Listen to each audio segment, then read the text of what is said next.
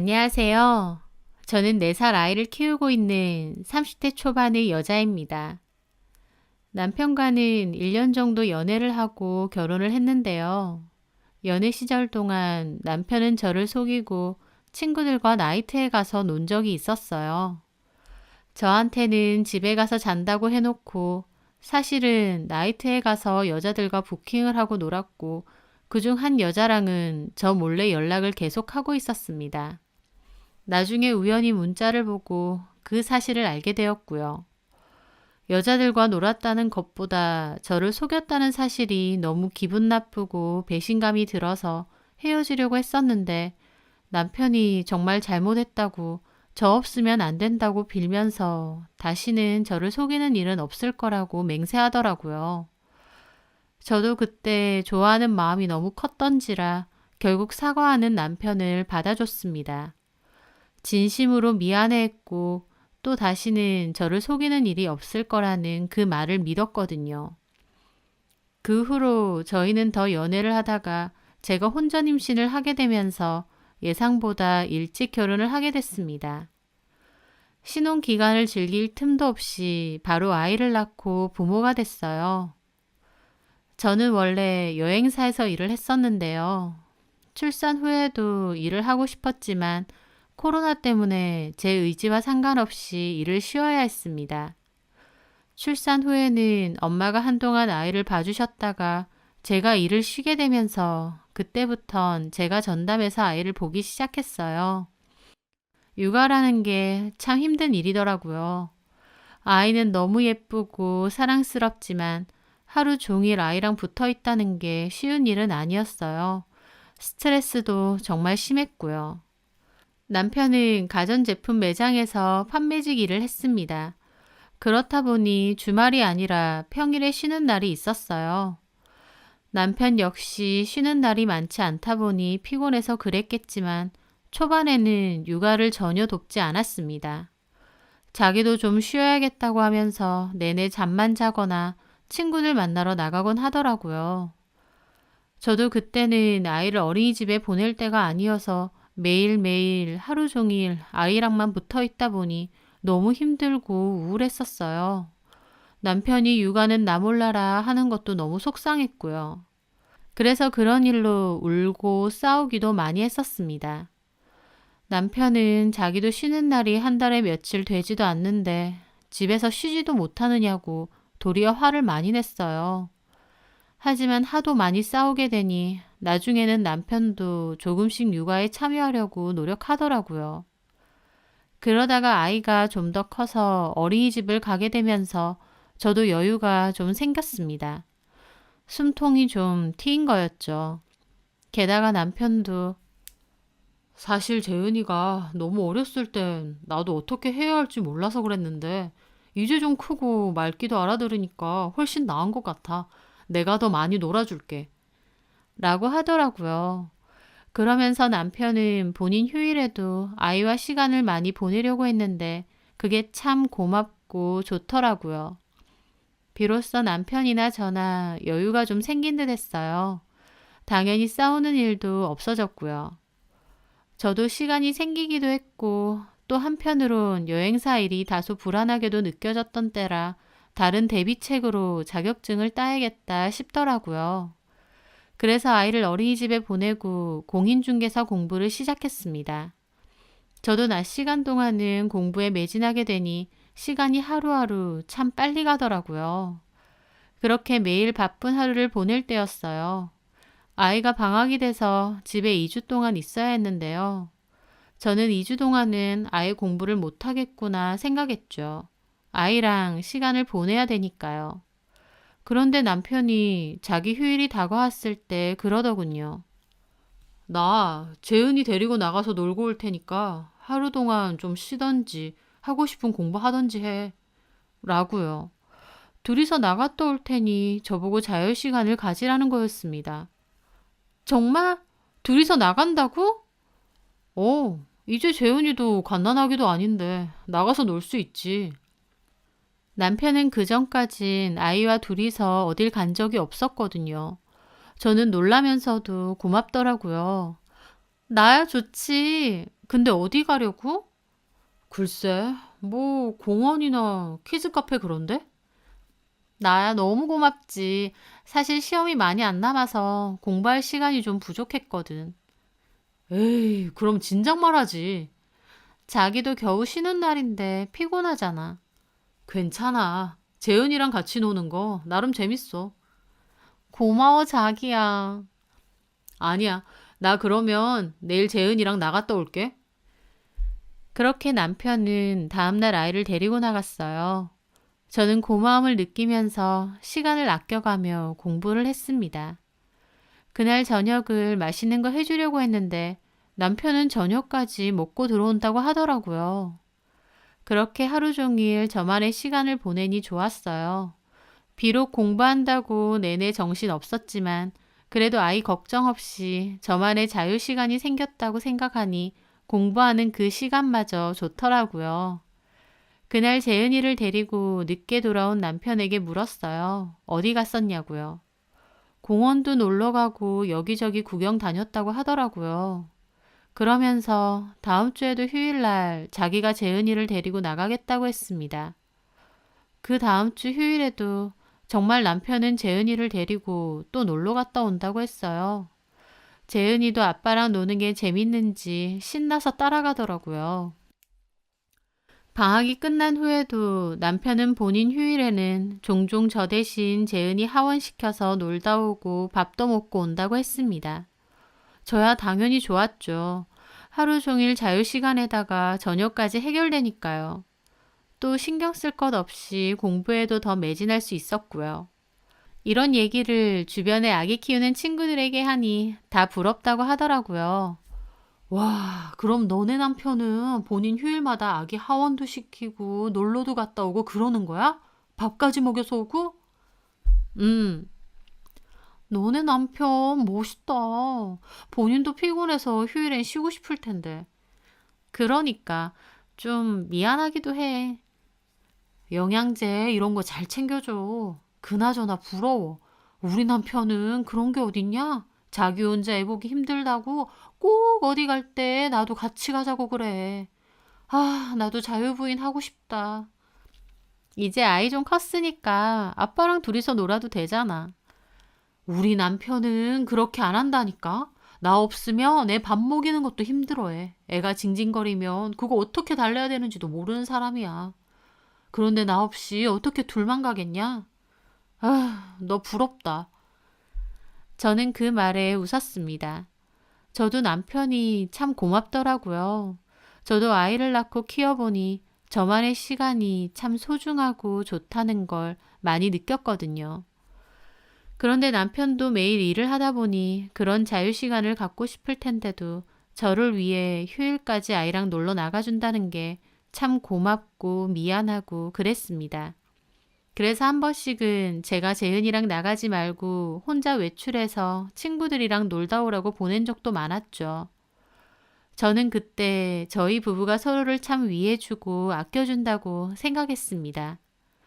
내가 더 힘드네, 네가 더 힘드네 다투지 않고 서로 힘들까봐 위해주고 희생하는 모습이 너무 좋다고 느꼈죠.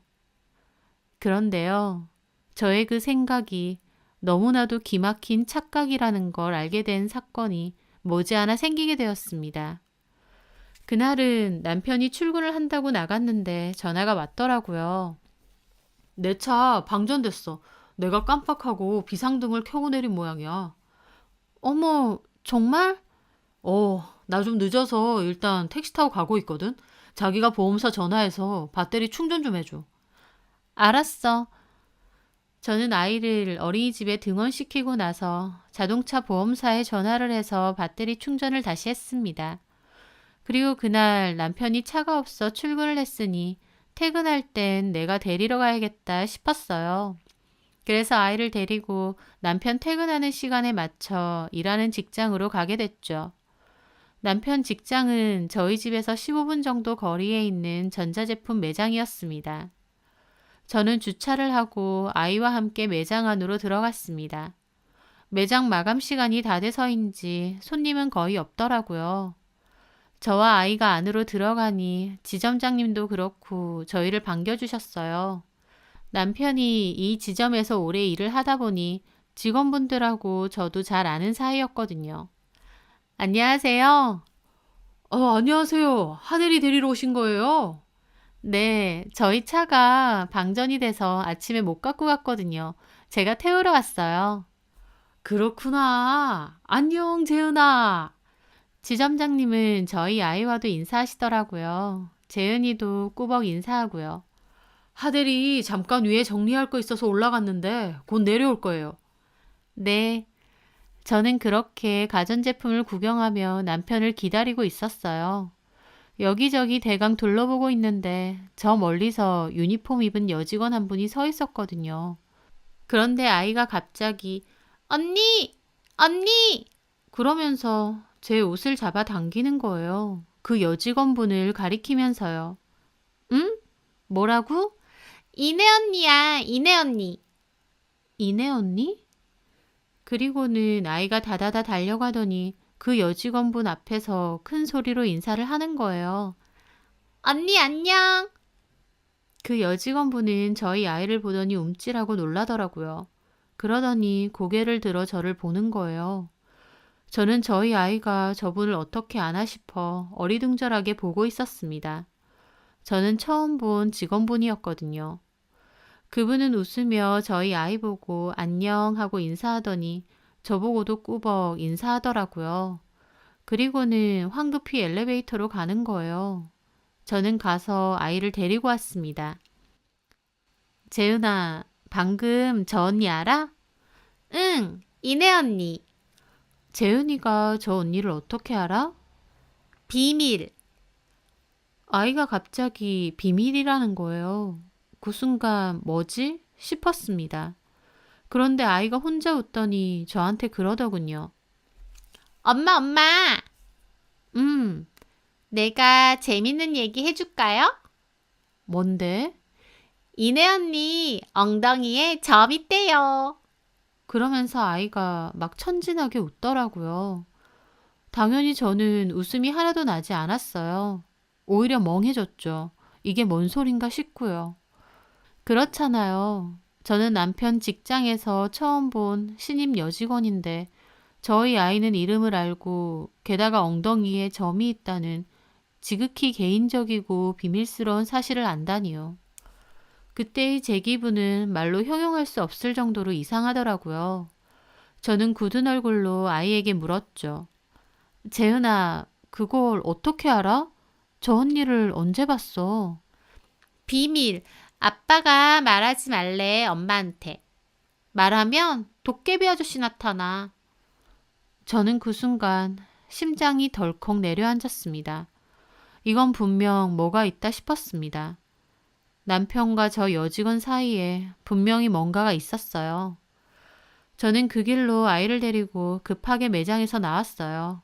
그리고 운전해서 집으로 돌아온 후 블랙박스 메모리를 꺼냈죠. 가는 도중에도 남편은 전화도 오고 톡도 오더군요. 어디 갔냐고요. 저는 다 무시하고 최대한 밟아서 집으로 왔습니다. 그리고 아이에게 물었죠. 재은아, 아까 그 언니 이름이 이내야? 맞아, 이내 언니. 그 언니 풍선도 잘 불고 달리기도 잘해. 언제 봤어? 비밀. 아빠가 비밀하래? 응. 괜찮아. 엄마한테는 다 말해도 돼. 비밀 이제 없어. 도깨비 아저씨도 없고. 비밀 없어? 도깨비 아저씨 안 나타나?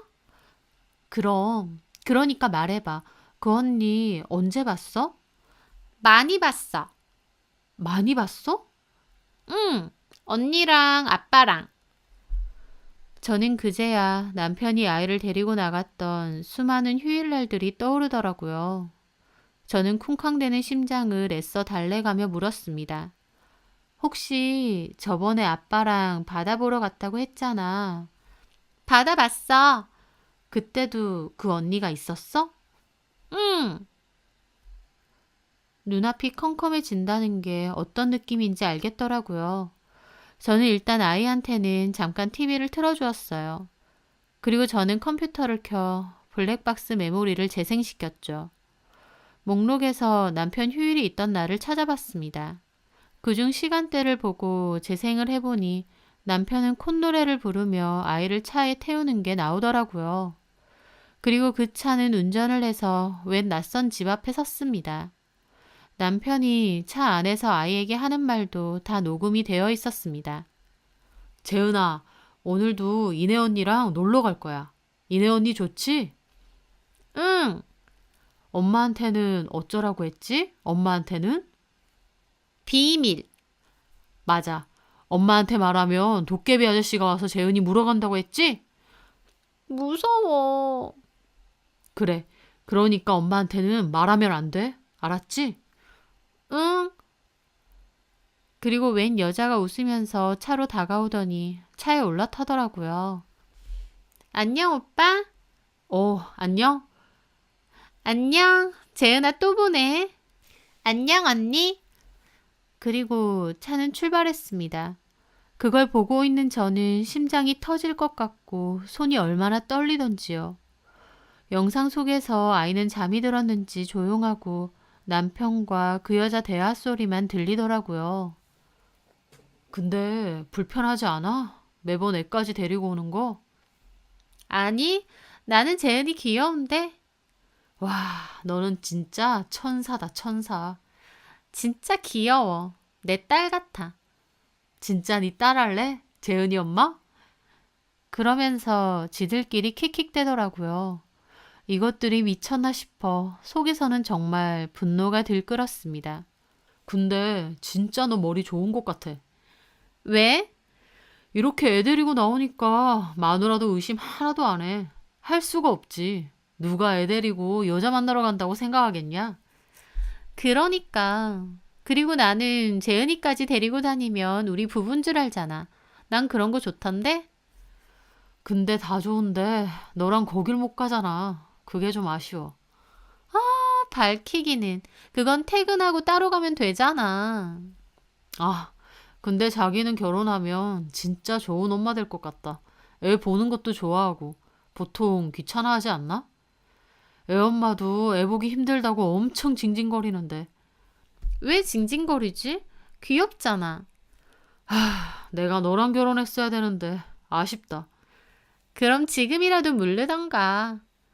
그러면서 아주 난리 부르스를 치더라고요. 정말 그때의 제 심정은 말도 못합니다. 바람 피고 뒤에서 제 뒷담하는 것도 다 미칠 것 같지만 무엇보다 불륜 현장에 저희 아이를 데리고 다녔다뇨. 그것도 알리바이 만들려고요. 이게 진짜 아빠 맞나 사람 맞나 싶더라고요. 어떻게 지 자식을 데리고 내연녀 만나면서 히히덕거릴 수 있을까요? 저는 하염없이 눈물만 흘렸고 저희 아이는 제가 우니까 와서 왜 우냐고 저를 달래줬습니다. 그 모습에 저는 더 울었어요. 여태까지 저를 생각하고 위해서 저 편하게 자유시간 보내라고 아이랑 나가는 줄 알았더니 개뿔이었습니다. 지 불륜 즐기려고 안 들키기 위해 아이까지 이용해서 이러고 다닌 거였습니다. 그 배신감, 분노, 살면서 그런 감정은 처음이었어요. 정말 눈앞에 남편이 있으면 죽이고 싶을 만큼 미친 분노가 치솟더라고요. 남편은 그 와중에도 계속 저에게 연락을 해댔는데 제가 너무 화가 나 눈물을 흘리고 있을 때 집으로 들어오더라고요. 저는 일단 메모리를 빼서 제 주머니에 넣었어요. 그리고 눈물 닦고 최대한 아무렇지 않은 척 했습니다. 남편은 무슨 일 있냐고 왜 갑자기 갔냐고 막 그러는데 저는 재은이가 응가를 하는 바람에 급하게 집으로 올 수밖에 없었다고 대충 둘러댔습니다. 당장이라도 남편에게 따지고 싶었지만 일단은 저도 마음을 좀 가라앉혀야 되겠더라고요. 저는 목욕 좀 할 테니 재은이 보고 있으라고 하면서 화장실로 달려가 욕조물을 틀었습니다. 그리고 소리 죽여 엄청 울었습니다. 눈앞이 막막하고 어떻게 해야 할지 모르겠더라고요. 일단 씻고 마음을 진정시킨 후 나왔어요. 남편은 저에게 무슨 화장실에서 1시간 동안 있냐며 괜찮냐고 묻더라고요. 하지만 남편도 제 눈치를 보는 게 제가 뭔가를 눈치챘는지 살피는 얼굴이었습니다. 저는 재은이가 응가했는데 거기는 시킬 데가 없지 않느냐. 당신 퇴근도 좀 늦어질 것 같고 해서 그냥 데리고 와버렸다고 둘러댔습니다. 그렇게 유야무야 넘겼어요. 그리고 그날 밤 남편이 잠든 걸 확인하고 주차장으로 내려가 디카에 쓰던 메모리 칩을 대신해서 블랙박스에 꽂아놨죠. 메모리가 빠져 있으면 내일 남편이 알아차릴 수도 있으니까요. 다시 집으로 올라온 저는 잠 한숨도 못 자고 작은 방에 가서 소리 죽여 울었어요. 제 평생 가장 길고 슬픈 밤이었던 것 같습니다. 다음날 저는 재은이를 어린이집에 보내고 그 길로 언니 집을 찾아갔어요. 저는 고민이 있을 땐 언니에게 상담을 하거든요. 제 이야기와 블랙박스 영상까지 본 언니는 본인이 더 화가 나서 매장 찾아가자고 그것들 가만 안 둔다고 하더라고요. 제가 도리어 언니를 말려야 했습니다. 언니는 저보고 어떻게 하고 싶냐고 했고 저는 밤새 생각했는데 이혼하고 싶다고 했습니다. 아무리 생각해도 자기 불륜에 아이까지 이용하는 그런 사람하고는 더 이상 살기 어려울 것 같았어요. 물론 이혼이 쉬운 것도 아니고 아이 생각하면 마음이 너무 아팠지만 그렇다고 이걸 묵인하거나 용서할 생각은 추호도 없었습니다. 언니도 그게 맞는 것 같다고 하면서 일단 변호사를 만나서 이런 것들이 증거로 사용될지 상담을 해보자고 하더라고요. 며칠 후 언니가 알아본 이혼 전문 변호사를 함께 찾아갔습니다. 있었던 일에 대해서 얘기도 다 하고 블랙박스에 찍힌 것도 보여드리면서 내용도 대강 설명을 했어요. 남편과 그 여자가 차로 걸어오는 게 여러 번 찍혀서 얼굴도 잘 나왔고 음성으로도 불륜임을 암시하는 내용이 있어서 증거로 사용 가능할 것 같다고 하시더라고요. 바로 소송을 할 거냐고 하셔서 저는 조금만 생각을 더 하겠다고 했습니다. 그리고 일단 남편과 이야기를 좀 해봐야겠다며 언니에게 재은이를 맡아달라고 했어요. 끝낼 때 끝내더라도 최소한 대화는 하고 끝내는 게 맞다고 생각했거든요. 남편은 퇴근하고 와서 재은이를 찾았고 저는 언니 집에 하루 맡겼다고 했어요. 왜? 할 얘기 있어서 여기 잠깐 앉아봐. 남편은 뭔가 낌새를 눈치챈 건지 제 눈치를 보더라고요. 무슨 얘기? 거두절미하고 나 당신이랑 이혼하려고. 뭐? 남편은 펄쩍 뛰더라고요. 갑자기 뭔 소리야? 갑자기? 눈치도 빠른 사람이 내가 무슨 말 하는지 몰라? 어? 당신 입으로 직접 말해봐. 무슨 말 하는지 모르겠는데? 남편은 일단 잡아댈 생각인 것 같은데 누나를 막 굴리더라고요. 어떻게 해야 될지 생각하는 것 같았어요. 저는 단도직입적으로 말했습니다. 김이네. 제 입에서 그 이름이 나오자 남편은 눈알이 커졌어요. 어? 안 들킬 거라고 생각했어? 애까지 버젓이 데리고 다니면서 당신 참 무섭고 소름 끼친다. 바람 피는 거 둘째치고 어떻게 불륜의 자식을 이용해? 너 사람이야? 어떻게 알았어? 이걸 모를 거라고 생각한 게 진짜 어이가 없어. 재은이가 다 말해? 당연하지. 당신이 비밀이라고 나한테 말하면 도깨비가 잡아간다고 했다며? 너 그게 할 소리니 애한테? 저는 처음엔 차분하게 말하려고 했는데 말할수록 감정이 너무 격해졌습니다. 말할수록 너무 기막히고 화가 나서요. 나중에는 거의 소리를 지르듯 말했습니다. 아니, 그게 아니라 야, 이 미친놈아. 바람 피려면 너 혼자 피지. 그 더러운 자리에 왜 내 새끼 데리고 가는데? 그렇게까지 바람이 피고 싶디? 다른 년이랑 놀아나고 싶디? 저는 급 흥분해서 자리에서 벌떡 일어났어요. 생각할수록 너무 화가 나서 참을 수가 없더라고요. 남편은 입이 10개라도 할 말이 없는 양 한숨만 쉬고 있고요. 나는 그것도 모르고 나 쉬라고 나 위해 주는 줄 알고 주변 사람들한테 자랑했어. 내가 등신이지.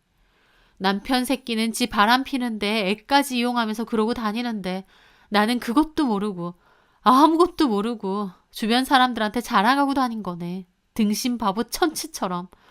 생각할수록 기가 막혀 진짜. 저는 말하다가 너무 북받치고 화가 나서 식탁 위의 컵을 바닥으로 내리 던졌어요. 남편은 놀라서 일어나더라고요. 왜 이래? 말로 해, 말로. 너 같으면 말로 하겠어? 뭐? 재은이한테 새엄마 시켜주고 싶다고? 미친놈아. 재은이 내 새끼인데 네가 뭔데? 미안해. 진짜 미안해. 잘못했어. 내가 미친놈이야. 맞아. 너 미친놈 맞고 나 너랑 안 살아. 너같이 파렴치하고 더러운 놈이랑 더 이상 안 산다고. 잘못했어. 내가 잠깐 눈이 돌았어. 남편은 무릎 꿇고 본격적으로 빌더라고요. 눈물까지 비추면서요. 하지만 그 모습이 더 싫고 진절머리 나더라고요. 저는 부들부들 떨면서 울었습니다. 너무 화가 나서 감정을 주체를 못하겠더라고요. 한번 감정이 몰아치니까 과호흡이 올 것처럼 가슴이 답답하고 숨쉬는 게 힘들어질 정도였습니다. 저는 겨우겨우 숨을 내쉬며 말했죠. 그년이랑 살아. 내가 이혼해 줄 테니까. 그년이랑 좋아 죽더만. 그년이랑 결혼했어야 된다며. 지금이라도 그렇게 해. 그런 것까지 어떻게 알았어? 남편이 벙찐 얼굴로 저를 보는데 그 얼굴이 얼마나 한심하게 느껴지는지 저도 모르게 남편 뺨을 날렸어요. 야, 이 등신 새끼야. 그게 중요해? 그리고 그런 걸 내가 끝까지 모를 줄 알았어? 저는 그 자리에 주저앉아서 엉엉 울었습니다. 참고 참았던 감정이 폭발하는 것 같고 숨쉬기도 힘들 정도로 가슴이 조이고 괴롭더라고요. 그 순간 남편도 죽이고 저도 죽고 싶을 만큼요. 저는 미친 사람처럼 꺽꺽대며 울었고 남편도 잘못했다며 앞에서 빌었습니다. 필요 없어. 우린 다 끝났어. 이제 우리는 끝이야. 너는 나한테도 재은이한테도 씻을 수 없는 상처를 준 거야. 재은이가 모르는 줄 알았어? 애가 어리다고 아무것도 모를 줄 알아? 나중에 커서 이 일을 떠올리면 아빠를 어떻게 여기겠어? 너는 진짜 인간 말종이야. 미안해. 잘못했어. 네 순간의 쾌락으로 재은이랑 나한테 씻을 수 없는 상처를 준 거야. 알아? 이 등신 같은 놈아. 저는 그렇게 말하고 그대로 자리를 박차고 나갔습니다. 아파트 밖 놀이터까지 달려나간 저는 벤치에 앉아 가슴을 치며 한참을 울었어요. 숨도 잘 안 쉬어지고 가슴이 찢어질 듯이 아프고 괴롭더라고요. 참 소중하고 고맙다고 생각했던 나의 가정이 남편의 어리석은 행동으로 그렇게 갈갈이 찢겨진다는 게 너무 괴로웠습니다. 남들이 보던 말던 한참을 그 자리에서 소리내고 가슴치며 그렇게 울었던 것 같아요. 그날 저는 집으로 가지 않고 언니 집으로 곧장 갔습니다. 형부도 대강 언니에게 얘기를 들었는지 아무 말 하지 않고 쉬라고 하시더라고요. 저는 마냥 해맑은 저희 아이를 안고 또 울었습니다. 아이 앞에서 티 안 내려고 했는데 막상 얼굴을 보니 눈물이 그렇게 나더라고요. 너무 미안해서요. 아빠도 엄마도 너무 큰 상처를 준 것 같아서 아이에게 하염없이 미안할 뿐이었습니다. 그날 이후 저는 친정 부모님께 이 이야기를 말씀드렸어요. 애초에 임신 때문에 결혼을 허락한 거지 부모님도 저희 남편을 처음부터 좋게 보신 건 아니었거든요. 이 얘기를 하니 엄마도 엄청 속상해 하시더라고요. 아빠도 화가 나서 펄쩍 뛰시고요. 잘 사는 모습 보여드리고 싶었는데 결국 이런 모습이라는 게 참 죄송하더라고요. 그 후부터 저는 언니와 함께 이혼 소송을 준비했습니다. 아이가 어려도 엄마 아빠가 더 이상 같이 살지 않는다는 건 알 텐데 아이 생각만 하면 그렇게 미안하더라고요.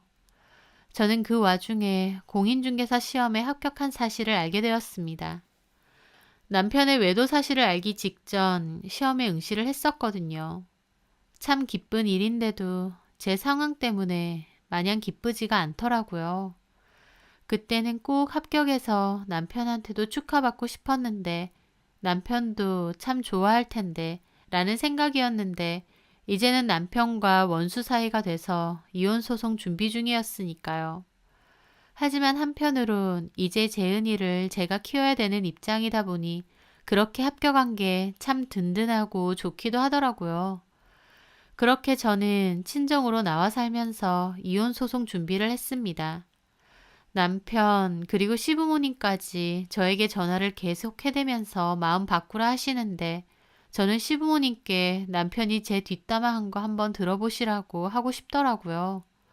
블랙박스에 그 여자랑 찍힌 날짜는 전부 다 봤는데 제 욕도 무지하게 했더라고요.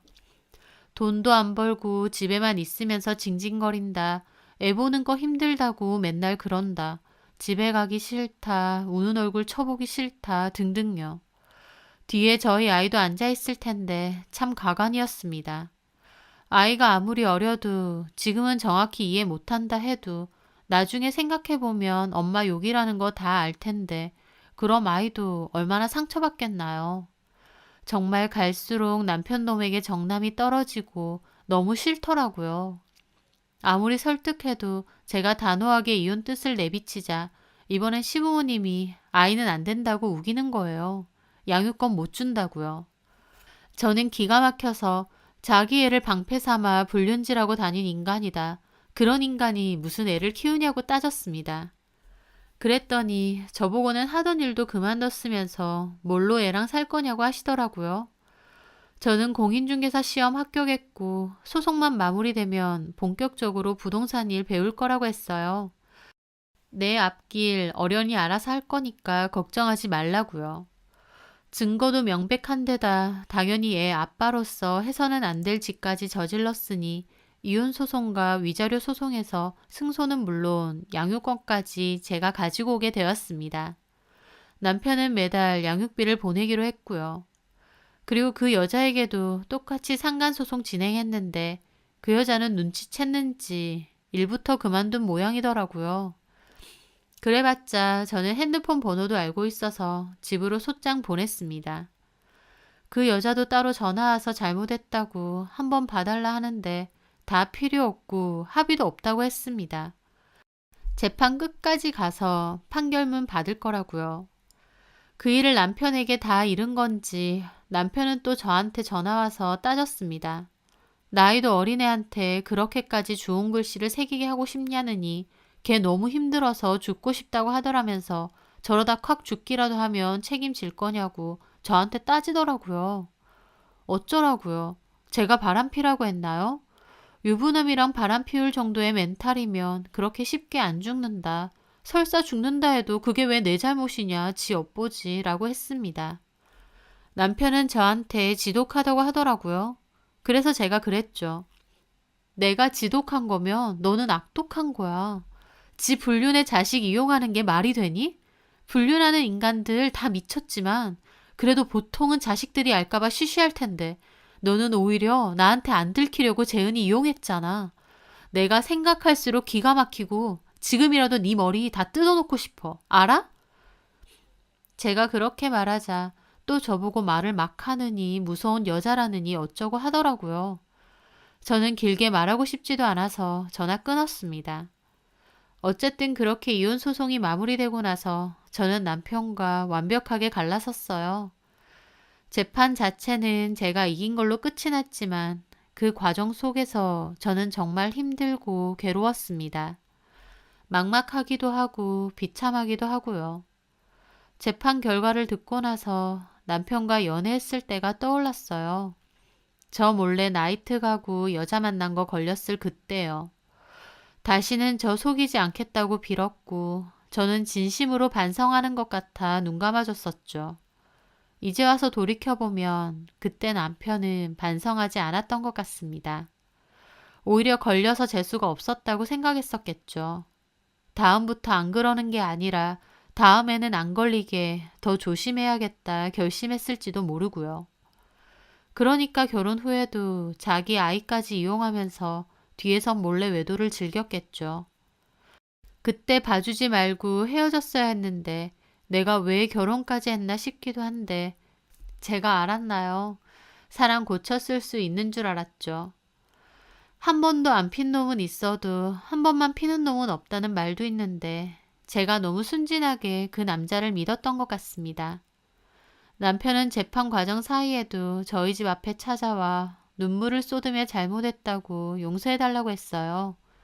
하지만 한 번 용서해줬었던 연애 시절 그때와 달랐습니다. 저는 전혀 흔들리지 않았어요. 한 번 속임을 당한 건 속인 사람이 잘못이지만 2번 속임을 당한 건 속아준 사람도 잘못이라고 하니까요. 저도 아이 생각해서 그냥 덮고 모르는 척 이 남자를 받아줄 수도 있었겠지만 그러지 않기로 했습니다. 먼 훗날 시간이 많이 지나고 나서 또 그때 봐주지 말았어야 됐는데 하고 가슴치며 후회할지도 모르니까요. 제 남편은 지금은 반성하는 것 같아도 절대 진심으로 뉘우칠 사람이 아니라는 걸 이제는 알겠거든요. 솔직히 이혼하고 아직은 시간이 많이 흐르지 않아서 때로는 제 선택이 맞는 건가 싶기도 하고 여러 생각이 듭니다.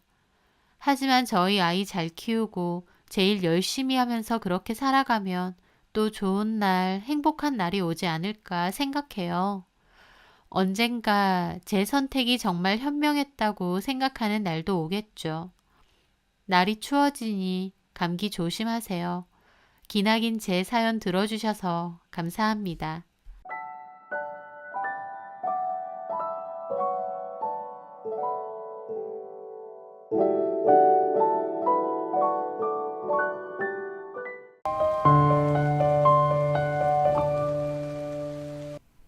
안녕하세요. 사연 많은 유튜브 구독자 여러분.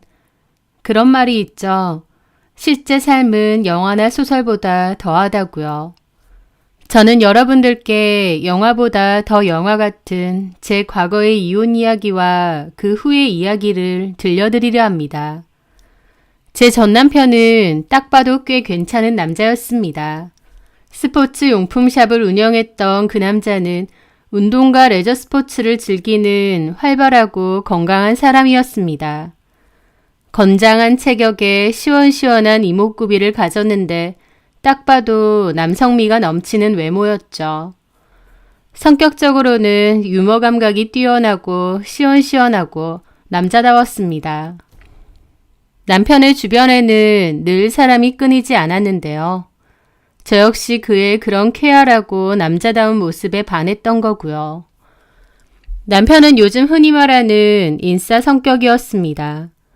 활발하고 쾌활하고 사람 만나는 거 좋아하는 그런 성격 말이죠.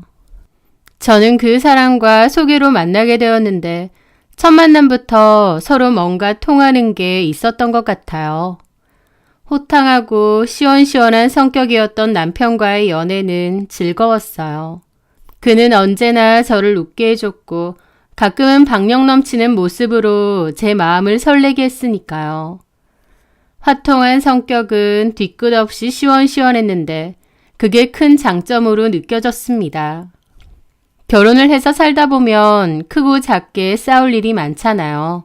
저는 싸우고 나서 꿍에 있는 게 딱 질색인 사람인데 그 사람은 푸는 것도 사과하는 것도 다 빠르고 시원시원한 편이었거든요.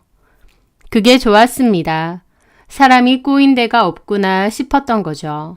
그렇게 저는 그 남자와 10개월 정도 됐을 때 결혼을 하게 되었어요.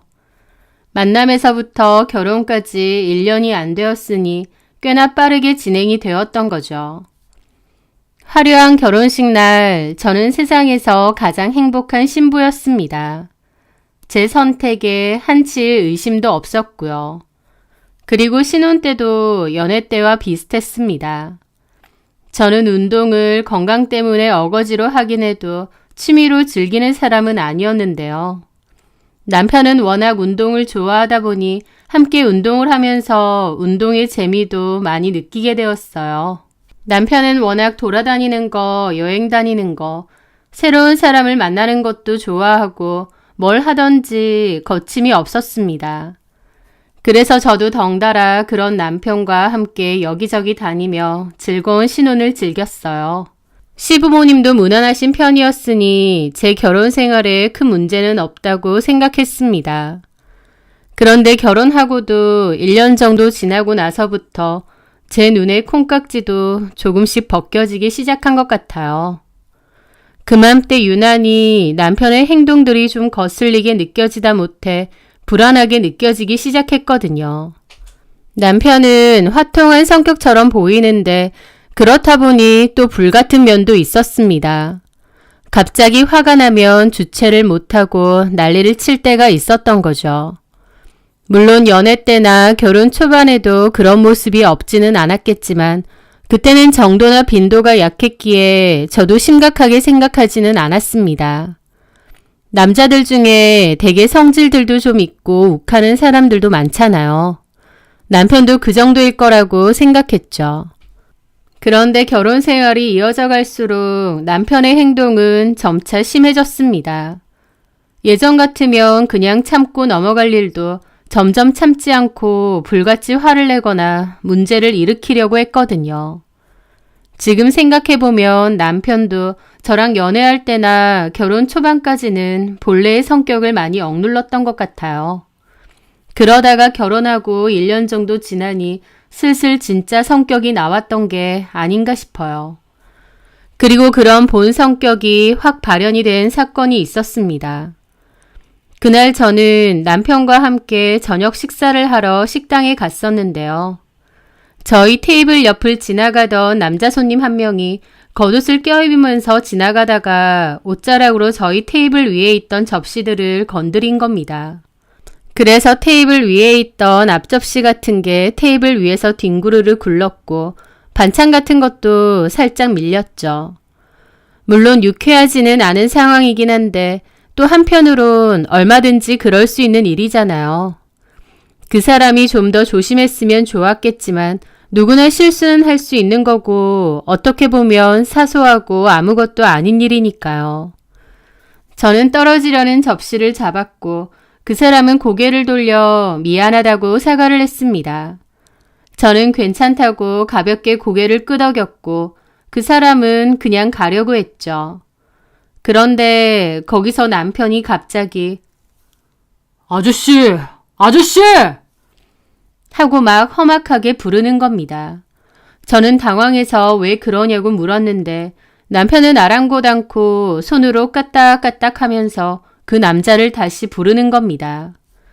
그 남자도 가려다가 황당하고 언짢은 얼굴로 무슨 일이냐고 물었고요. 남편은 왜 접시를 쳐놓고 그냥 가느냐고 했고 그분은 방금 사과하지 않았느냐고 했습니다. 그러자 남편은 본인이 쳤으면 본인이 치워야 되는 거 아니냐고 그냥 내빼면 그만이냐고 갑자기 고함을 확 지르는 겁니다. 화의 정도라는 게 1부터 10까지 있으면 남편은 갑자기 1에서 10까지 올라가는 느낌이라고나 할까요? 그러더니 제 손에 들려있는 앞접시를 확 뺏고는 벌떡 일어나서 그 남자한테 주는 거예요. 치고 갔으면 본인이 직접 정리하세요. 예? 하면서 시비를 거는 겁니다. 정말 아무것도 아닌 일이고 그저 사소한 실수일 뿐이잖아요. 그분도 바로 사과를 했고요. 그런데 남편이 너무 과하게 나오더라고요. 저는 왜 이러느냐고 일어나서 말렸고 식당 안 다른 사람들도 웅성거리며 쳐다봤습니다. 그 남자도 황당해하면서 친 건 미안한데 일부러 그런 것도 아니고 사과도 하지 않았느냐. 이렇게까지 화낼 일이냐 따졌죠. 저는 남편에게 그만하라고 말렸는데 갑자기 저한테까지 너는 가만히 있어! 라고 소리를 빽 지르는 겁니다. 남편은 그때까지 단 한 번도 저한테 그렇게 소리를 지른 적이 없습니다. 저는 너무 벙쪘고 그 와중에 남편은 그 남자와 시비가 붙었고 싸움까지 일어났죠. 다행히 옆에 다른 손님들과 사장님이 달려나와 뜯어 말렸고 그 일은 일단락이 되었습니다. 그런데 저는 그날 남편의 과한 행동과 저에게 보인 행동들 전부 다 너무 충격적이더라고요. 말리는 저를 한 대 칠 기세로 얼굴이 시뻘개져서는 미간을 찌푸리고 가만히 있어 라고 외치는데 그 모습이 계속 아른거리는 겁니다. 분노로 이글거리는 낯선 모습. 게다가 식당을 나오면서까지도 분이 안 풀리는지 계속 욕설을 내뱉었죠. 제가 옆에 있는데도요. 남편의 폭력적인 모습에 처음으로 큰 충격을 받게 되었습니다. 그 일을 더 이상 거론하지 않고 애써 괜찮은 척 넘어가려 했지만 제 속으로는 불안감이 커져갔죠. 그리고 그때가 시작이었던 것 같아요. 남편의 분노가 시도 때도 없이 터져 나온다고 느꼈던 게 말이죠. 특히 운전대만 잡으면 더 심했습니다. 조금이라도 앞으로 끼어들거나 누군가 경적을 울리면 거침없이 창문을 내리고 쌍욕을 퍼붓는 건 기본이고 위험천만한 보복운전도 서슴지 않았거든요.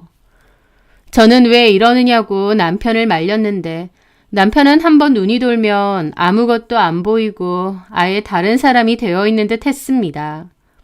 저는 그맘때 남편의 거친 행동들 때문에 고민이 많았어요.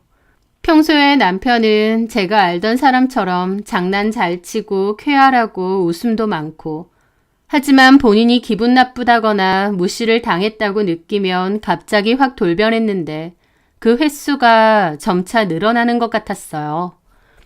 그전까진 저 때문에라도 일부러 참았다면 이제는 참지도 않는 느낌이라고나 할까요? 저는 고민 끝에 남편에게 조심스레 물었습니다. 요즘 유난히 화를 많이 내고 감정 조절이 힘들어 보이는데 혹시 힘든 일이 있느냐? 분노 조절이 좀 어려우냐? 상담이라도 한번 받아보는 게 어떻냐 하고요.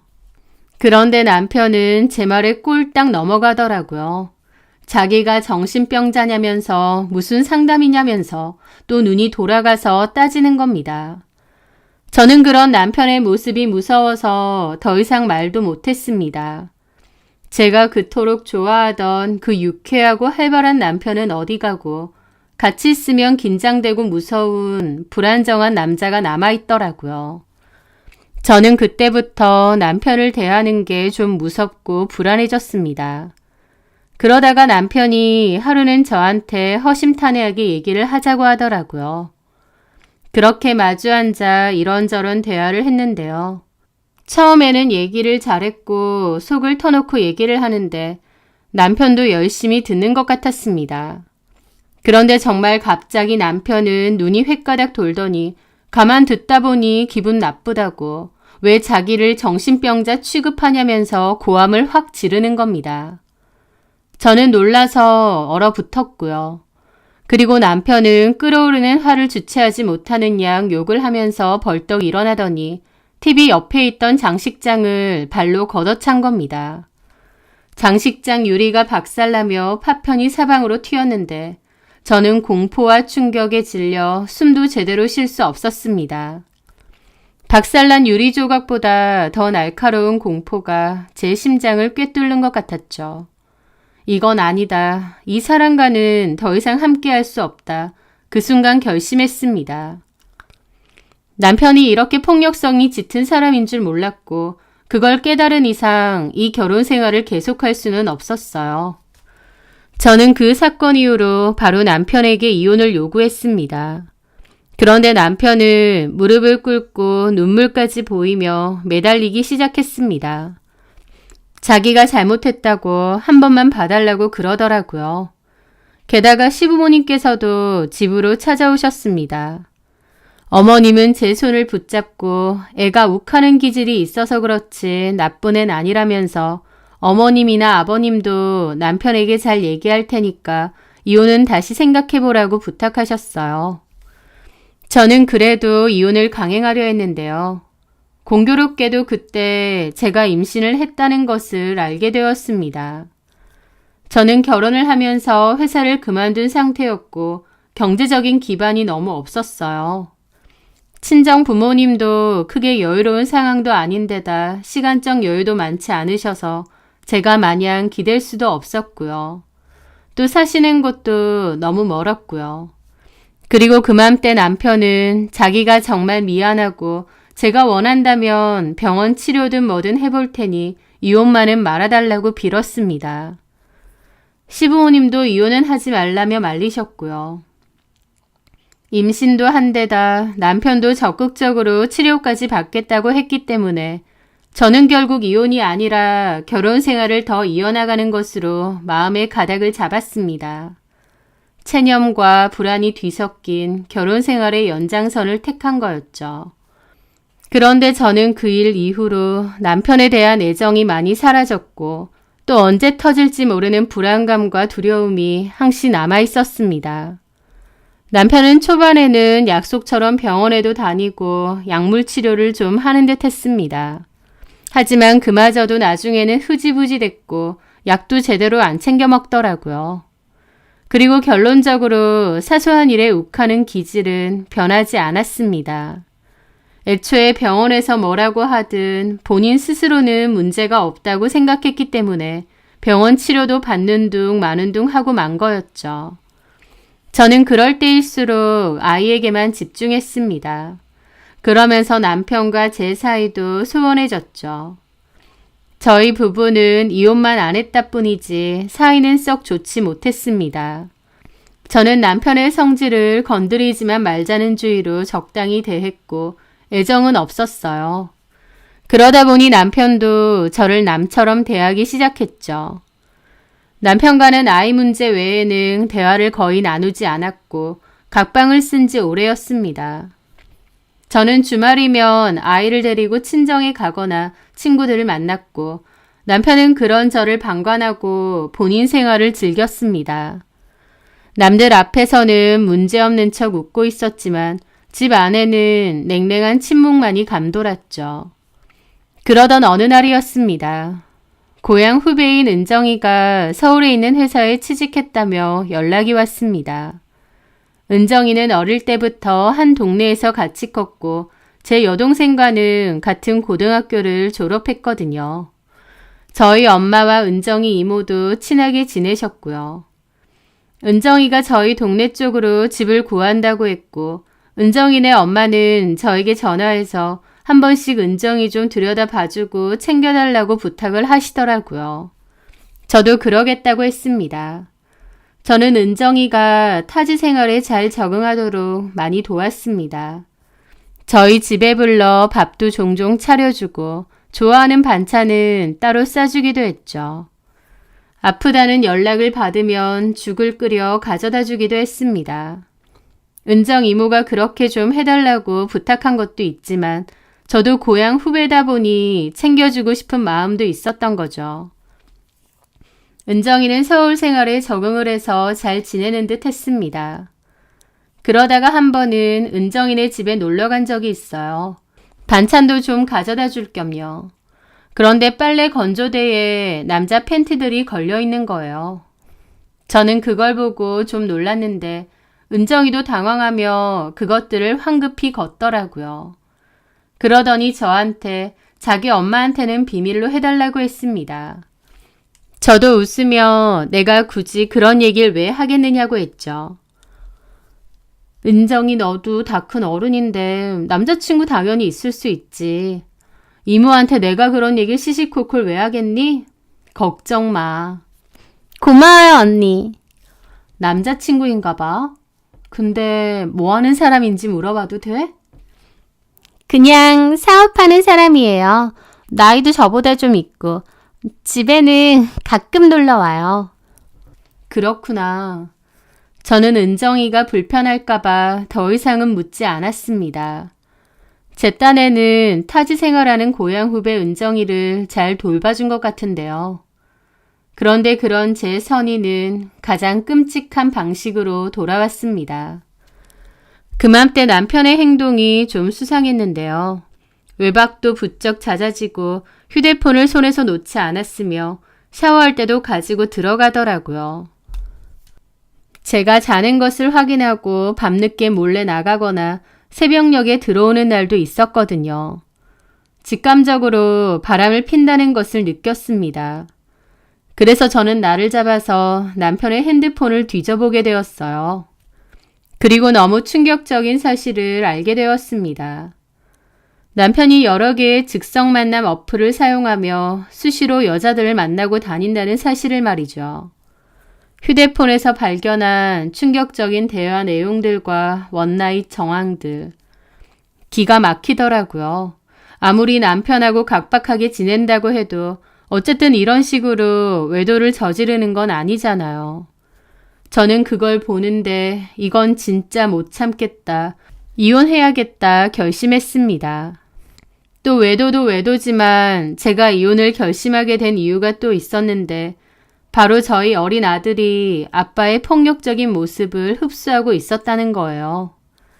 아직 어리지만 심하게 고함을 지르는 건 물론이고 조금만 기분 나쁘면 장난감을 던지고 하씨 하씨 같은 소리를 반복적으로 내뱉을 때도 있었습니다. 바로 저희 남편들이 했던 행동이었죠. 제가 훈육을 해도 결국 남편이 애 앞에서 그런 짓을 반복하니까 결국 아이도 따라하는 것 같았습니다. 상담도 받아봤는데 아이가 정서적으로도 불안도가 높더라고요. 처음에 임신했을 땐 아이를 위해서 이혼을 하지 말아야겠다고 결심했다면 이제는 아이를 위해서 또 저를 위해서 이혼을 하는 게 맞다는 판단이 들었습니다. 하지만 이혼을 결심하고도 가장 걱정되는 건 남편의 폭력적인 행동과 모습이었어요. 제가 이혼하자고 하면 어떤 반응으로 돌아올지 모르겠더라고요. 저를 가만 안 두겠다고 난리칠 것 같고요. 그래서 저는 좀 더 확실한 증거들을 많이 모아놔야겠다고 생각했습니다. 그래야 이혼을 하든 소송을 하든 좀 더 쉬울 것 같았거든요.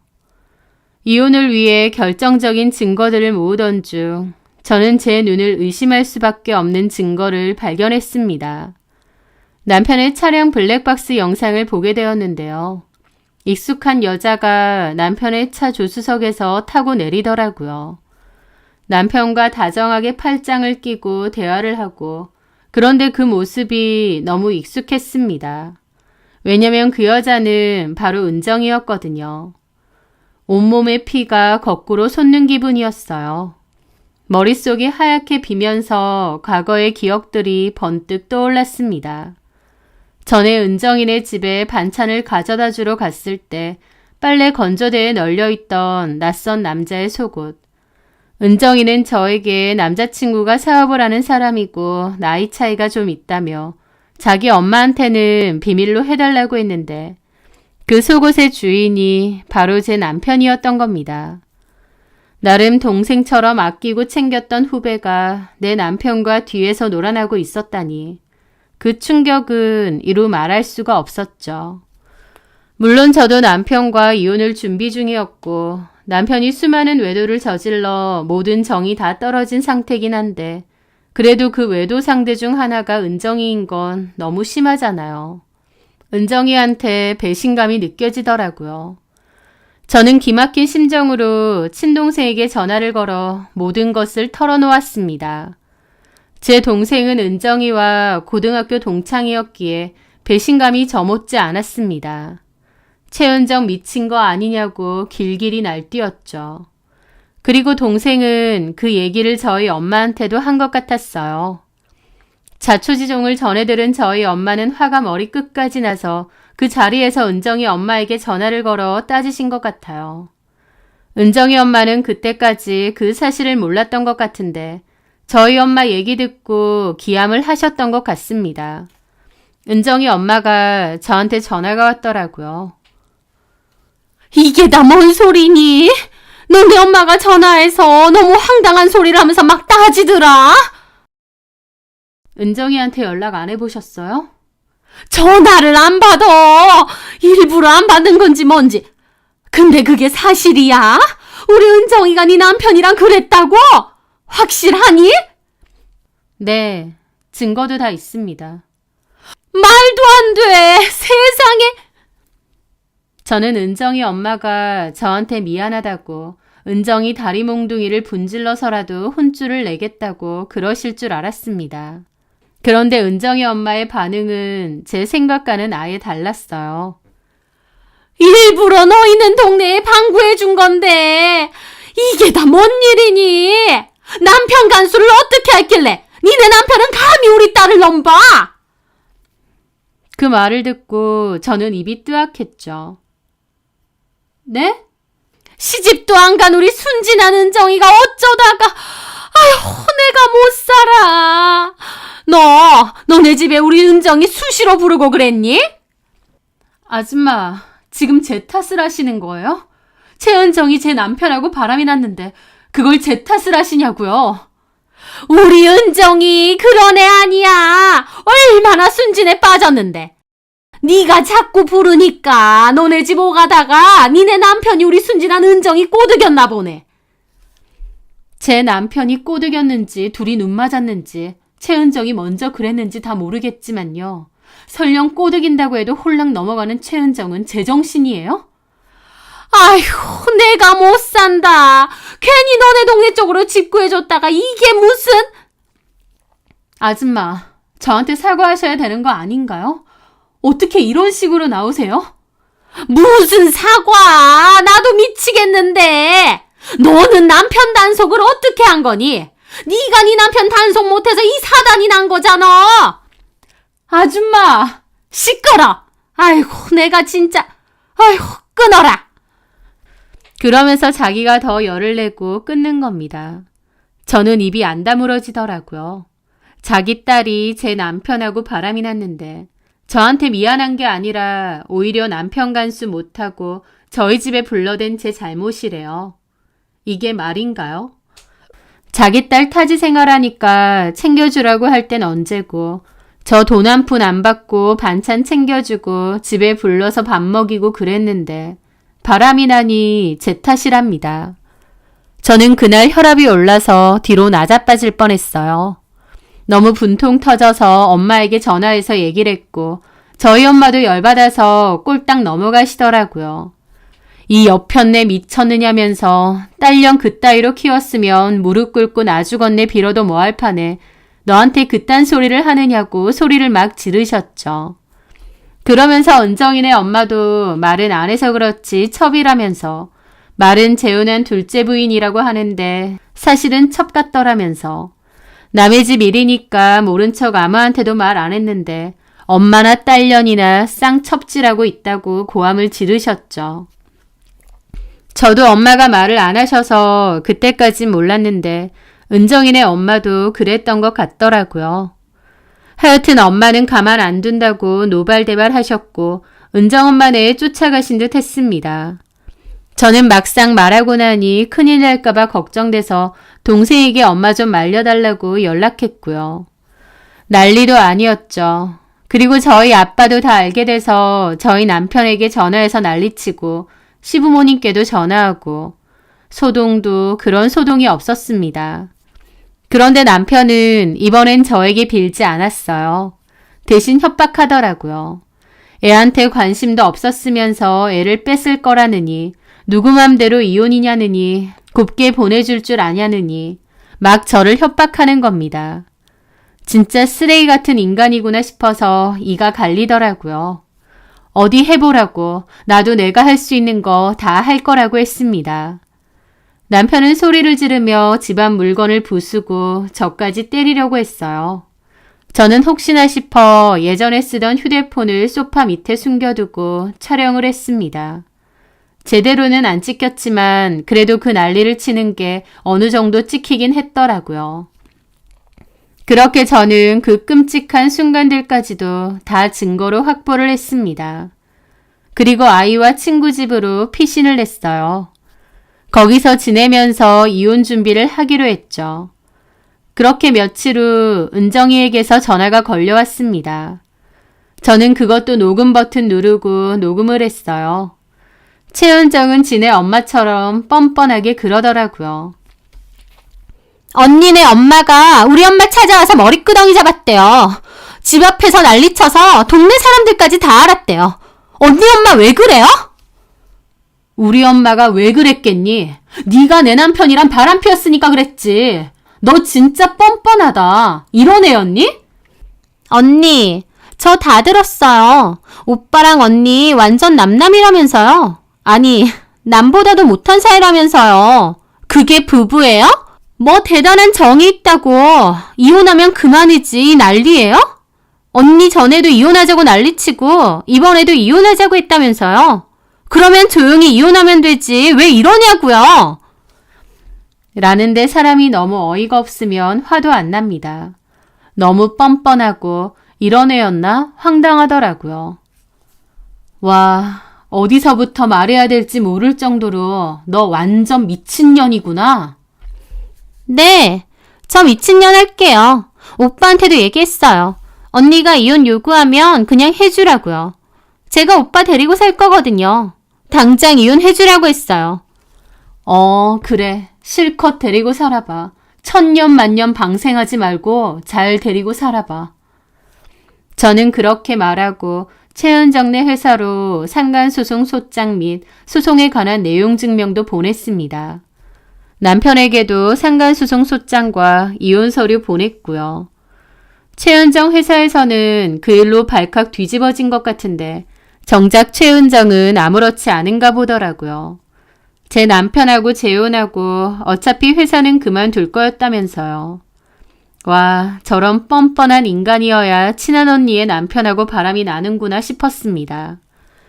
어쨌든 그렇게 이혼을 준비하는데 저는 남편이 호락호락 이혼을 안 해줄 것 같아서 많은 증거와 함께 만반의 준비를 해두었는데 오히려 쉽고 빠르게 진행이 되었습니다. 남편도 그냥 제가 이혼을 요구했으면 누구 좋으라고 이혼이냐며 호락호락하게 안 해주고 괴롭혔을 테지만 최은정이 옆에서 이혼하라고 엄청 부추기는 모양이더라고요. 이혼하고 자기랑 살자고요. 그렇다 보니 남편도 오히려 쉽게 이혼을 하겠다고 나오더라고요. 게다가 시부모님도 처음에는 저를 설득하려다가 최은정이 자기가 며느리 하겠다고 곰살맞게 나오니까 그냥 저한테는 이혼하라고 새며느리 드리겠다고 태도를 바꾸셨습니다. 그게 참 기가 막히긴 한데 어쨌든 제 입장에선 쉽게 이혼하는 거니까 차라리 나았죠. 진흙탕 싸움 생각했는데 최은정이 옆에서 열심히 부채질 하는 바람에 수월하게 진행됐으니까요. 상간 위자료 소송도 제가 제시한 위자료보다 훨씬 더 줄 테니 합의를 하자고 요청을 해왔습니다. 처음에는 괘씸해서 합의고 뭐고 안 해주려고 했다가 좀 지나 보니 돈이라도 많이 받고 끝내는 게 낫겠더라고요. 그래서 위자료 금액을 좀 세게 불렀습니다. 그랬더니 최은정 엄마 쪽에서 남편과 최은정 몫의 위자료를 마련해서 주더라고요. 나중에 저희 엄마한테 들었는데 최은정 아빠가 투자 목적으로 들고 있던 시내에 작은 아파트가 있었는데 그거 정리했다고 하더라고요. 그 돈으로 제 위자료 지급하고 최은정과 제 남편이 나중에 같이 살 집에도 보태준다는 것 같았죠. 어쨌든 저는 제가 받을 수 있는 최대치의 위자료 챙기고 큰 다툼 없이 무사히 남편과 끝을 냈습니다. 제 입장에선 거의 안전이혼한 셈이었죠. 사실 그쯤 되니 최은정이 괘씸한 것보다 고맙기까지 하더라고요. 쓰레기 같은 내 남편 놈 치워주고 돈까지 주니 말이에요. 저한테 위자료 넘길 때 최은정이 입금했다고 전화가 왔습니다. 이제 돈 다 지급했으니 더 이상 저희 오빠한테 연락하지 마세요. 당연하지. 내가 미쳤다고 그 인간한테 연락하니? 내가 그때도 말했지만 천년만년 네가 꼭 끌어안고 살아. 그리고 고맙다. 제가 고맙다고 하자 최은정은 비웃더라고요. 하! 위자료가 고마워요? 위자료도 고맙고 하여튼 다 고마워. 어이가 없네. 내가 왜 고마운지는 너도 살다 보면 알 거다. 하여튼 고맙고 다시는 연락하는 일 없게 하자. 상간녀에게 고맙다는 말을 하는 제가 미친 사람처럼 보이겠지만 그때 제 심정은 정말 그랬습니다. 양육권, 친권도 최은정이 저한테 다 넘기라고 해서 별다른 다툼 없이 제가 다 들고 왔고 그렇게 이혼은 수월하게 마무리되었어요. 이혼 확정이 되고 나서 저는 고민 끝에 친정으로 내려왔습니다. 아이랑 지내야 되는데 마땅한 일자리도 없고 좀 막막한 상황이다 보니 부모님이 계신 곳으로 아예 내려온 거죠. 저는 부모님께 위자료를 드렸는데 저희 부모님은 저한테 잘 들고 있다가 필요한 데 쓰라고 하셨습니다.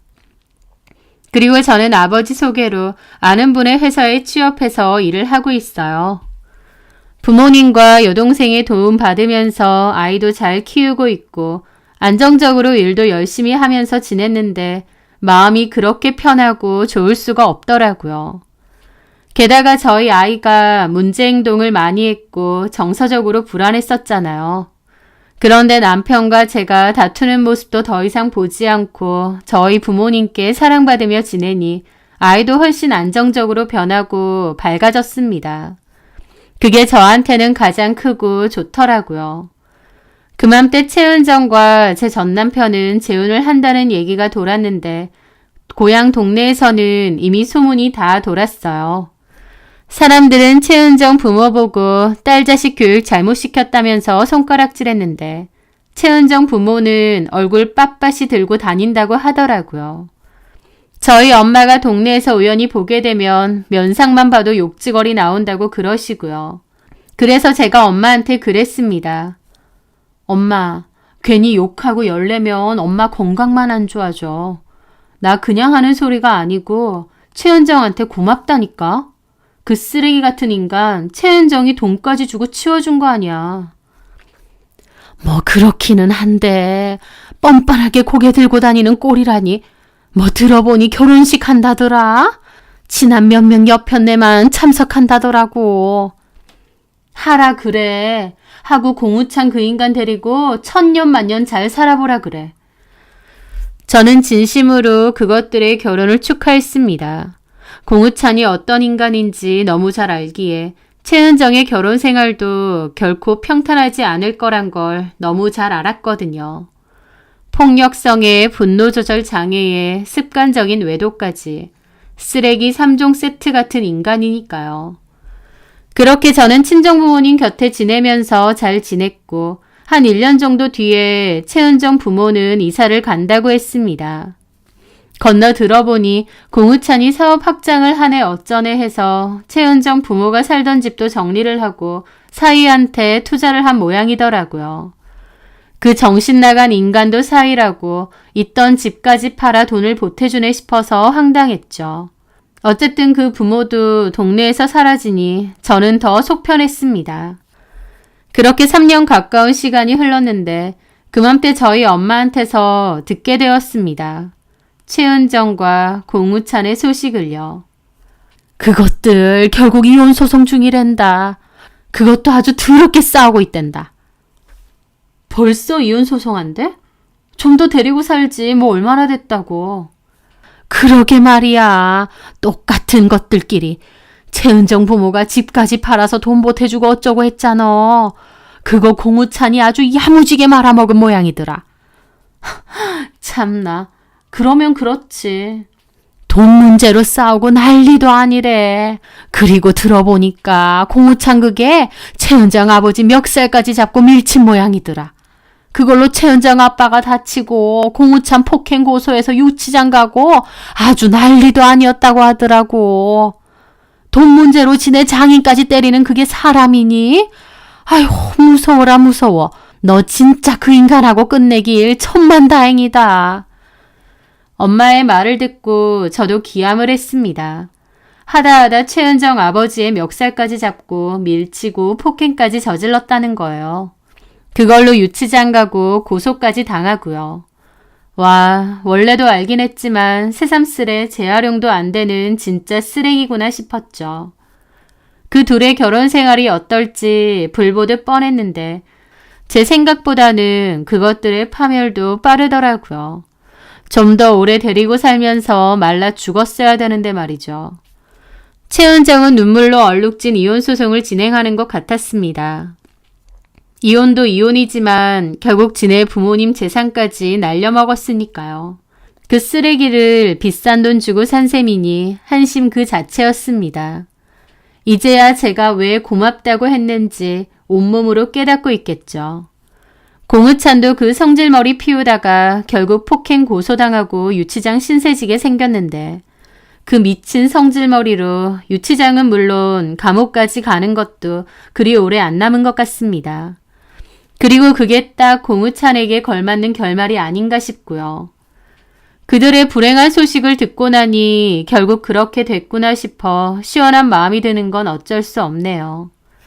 저는 이혼 후 아이와 함께 또 부모님과 함께 평온한 하루하루를 보내고 있습니다. 최악의 남편과 무사히 안전 이혼하고 싶었는데 그 쓰레기 남편과 냉큼 결혼한 최은정. 참 한심하면서도 이제는 본인도 좀 깨달은 게 있지 않을까 싶네요. 제 사연 들어주셔서 감사합니다.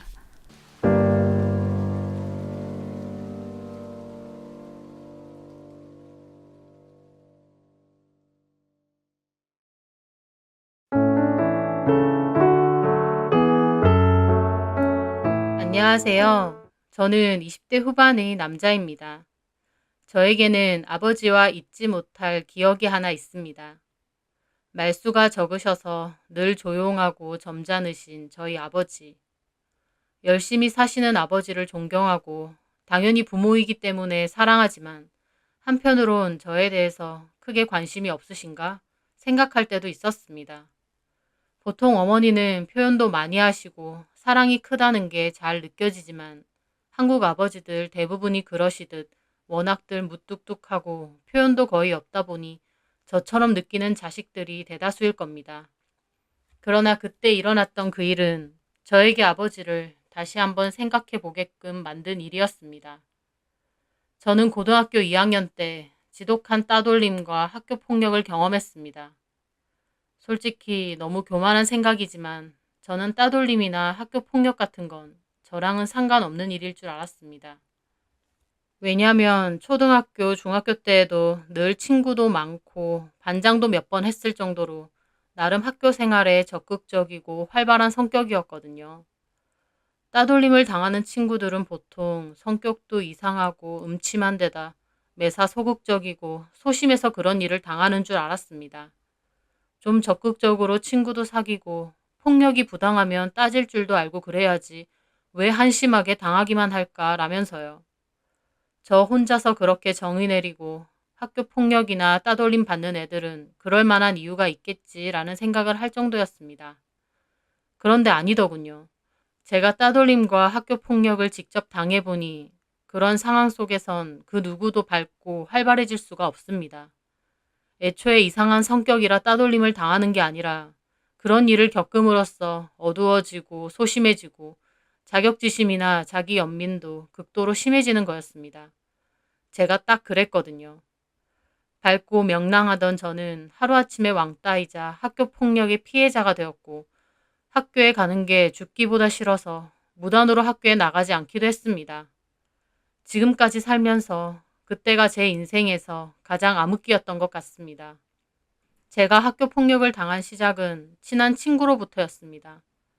명진이라는 친구놈은 고등학교 1학년 때 같은 반을 하며 친해졌는데 공부에는 관심이 없고 노는 걸 좋아하는 친구였어요. 제가 여태껏 친하게 지냈던 친구들과는 좀 다른 결을 가진 친구였죠. 하지만 그 친구가 대화를 하거나 지내보면 워낙 재밌었습니다. 그래서 그 친구와 시간을 보내는 게 즐거웠고요. 명지인은 그때 자기 엄마의 등살에 못 이겨 저와 같은 학원을 다니긴 했는데 종종 학원을 빼먹고 놀러 다녔습니다. 저는 별로 상관은 안 했는데 나중에는 저더러 같이 빼먹자고 꼬시는 겁니다. 저는 가고 싶은 대학도 있고 생활기록부 신경도 써야 되니 그 친구가 자꾸 저를 꼬시는 게 나중엔 짜증나더라고요. 하지만 친한 친구기도 하고 제가 자꾸 거절하니 서운해하길래 못 이기는 척 몇 번 학원을 째고 PC방도 가고 노래방도 갔었죠. 그런데 그런 곳을 가면 중학교 때부터 친구였다는 몇몇 친구들이 꼭 있더라고요. 그중엔 저희 학교 애도 있고 아닌 애들도 섞여 있었는데 저희 학교 다니는 애들은 저도 아는 애들이었습니다. 소위 말하는 문제야 일진들이었거든요. 걔네는 학교도 드문드문 나오고 다른 반이라 잘 몰랐는데 명진이랑 친한지 학교 밖에서 잘 어울린다고 했습니다. 솔직히 대화를 해보면 재밌기는 해도 한편으론 마냥 질이 좋지는 않은 애들이구나 라는 생각도 있었습니다.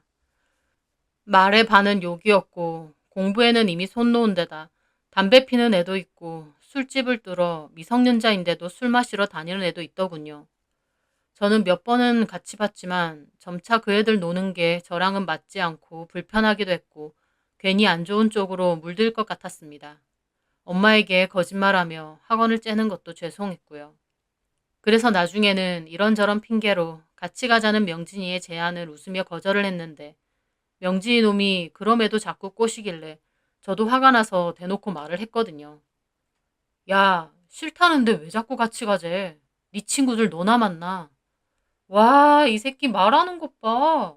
걔네 네 친구기도 하잖아. 걔네가 왜 내 친구야? 그냥 몇 번 만나서 논 게 단데. 뭐? 명지인은 제 말에 배신감이 느껴지는 표정을 짓더라고요. 하지만 저는 명지인을 잡고 얘기를 했습니다. 명진아, 내가 네 친구라서 하는 말인데 솔직히 걔네랑 만나봐야 맨날 모여서 몰래 술 먹으러 다니고 PC방 가서 게임이나 하고 그렇게 살아서 뭔 미래가 있겠냐. 이제라도 내신 신경 쓰고 나랑 학원 꼬박꼬박 다니자. 저는 정말 명진이를 위해서 말했습니다. 그런 애들이랑 다녀봤자 결국 명진이에게 남는 건 아무것도 없을 것 같았고 제 딴에는 명진이가 마음을 좀 잡았으면 하기도 했고요. 그런데요. 그렇게 말을 한 게 화근이었습니다. 명진이는 제 말을 묘하게 받아들이더군요. 그러더니 네가 안 가는 건 괜찮은데 내 친구들 욕은 하지 마라. 걔네 나 중학교 때부터 친구들인데 네가 욕하니까 되게 기분 나쁘네. 기분 나빴다면 미안해. 근데 욕을 한 게 아니라 됐다. 그렇게 명진이는 기분이 상해서 자리를 떠났어요. 제 딴에는 명진이를 위한다고 한 말이었는데 내가 너무 심하게 말한 건가? 오버한 건가? 정도로 생각하고 말았습니다. 그런데요. 다음날 학교를 갔는데 명진이 무리 중 저희 학교 다니는 애들이 점심시간에 저희 반을 찾아왔더군요. 안면을 트고 나서는 학교에서 보면 인사 정도는 하는 사이였는데 갑자기 험악한 얼굴로 저를 찾아와서 위협하더라고요. 기껏 노는 거 끼워줬더니 뒤에서 쥐새끼처럼 욕하고 다니냐고요. 저는 황당했습니다.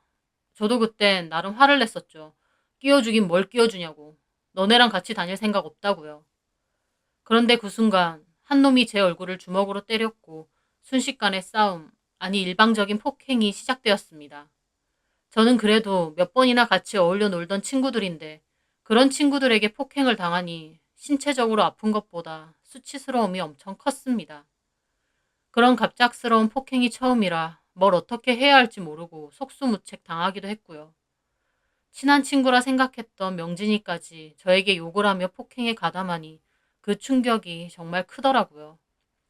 실컷 맞은 저는 한마디로 멘탈이 나갔습니다. 다른 친구들은 선생님께 알리거나 부모님께 알리라고 했는데 저는 결국 그러지 못했습니다.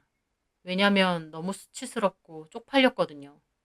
반 아이들이 다 보는 앞에서 친한 친구 명진이 그리고 그 무리들에게 일방적으로 개패듯 맞게 되니 저의 멘탈은 산산조각이 났고 정상적인 사고가 안 됐습니다. 그래서 선생님께도 부모님께도 아무 말 못했습니다. 차라리 그때 말했으면 빨리 도움을 요청했으면 뭐가 달라졌을까 싶기도 하지만 저는 그때 쪽팔린다는 이유로 입을 닫게 되었습니다. 그런데 그 후로 본격적인 학교 폭력이 시작됐습니다. 한때는 친구라고 부르던 그 애들은 툭 하면 제 자리 근처로 와 저를 조롱했고 제가 지나갈 때면 일부러 제 어깨를 치고 가거나 갑자기 뒤에서 발로 차는 일도 있었습니다.